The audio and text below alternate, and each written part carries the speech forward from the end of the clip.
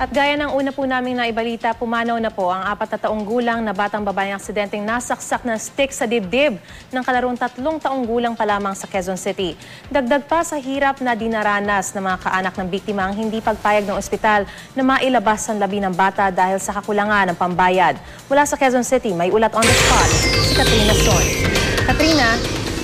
Mariz, kanina ngang alas 5:30 ng umaga ay pumanaw na ang 4 na taong gulang na batang babae na aksidenteng nasaksak ng kanyang 3 taong gulang na batang kalaro.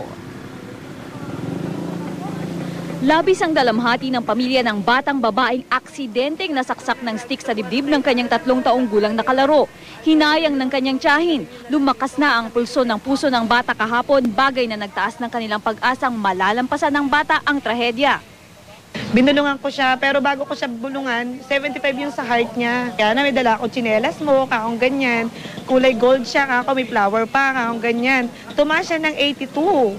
Kaya nga sabi ko, oh, lalaban ka, di ba? Kaya di nila mapaniwalaan ng ibalita ng doktor na namatay na ang bata kanina.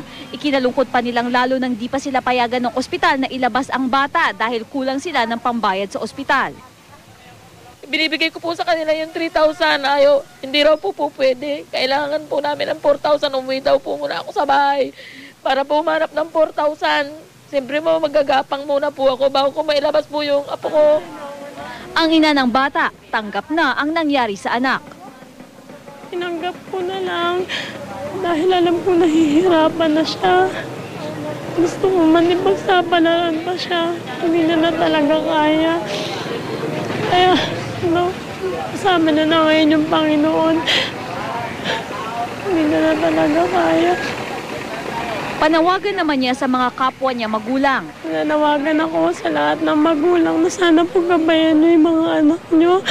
Huwag niyo pong pabayaan na makahawak ng kung ano man na alam nila makakasakit sa kanila, sa mga kalaro nila. Katulad na nangyari sa anak ko.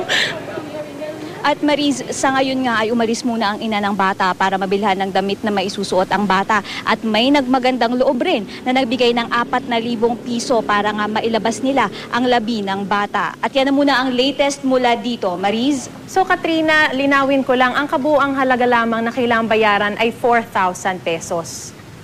Yes, Mariz, yun na lang bale yung balanse kanina na hinihingi ng ospital para mailabas nga nila yung labi ng bata. Dapat 7,000 pero nakapag-down sila kanina ng 3,000 kaya humihingi na lang sa kanilang ospital ng 4,000 piso. At ngayon ay nailabas na rin yung bata sa pagmamagandang loob na rin ng isang tao na nagbigay ng 4,000. Tama ka dyan, Mariz. Oo, pero sa kabila nung pagkakalabas na nga dun sa bata, ang understanding ko rin kasi merong patakaran na hindi pwedeng i-hostage o hindi pwedeng i-hold ang pasyente o di kaya yung isang halimbawa katulad yan nasawi na dahil lamang sa kakulangan ng pambayad.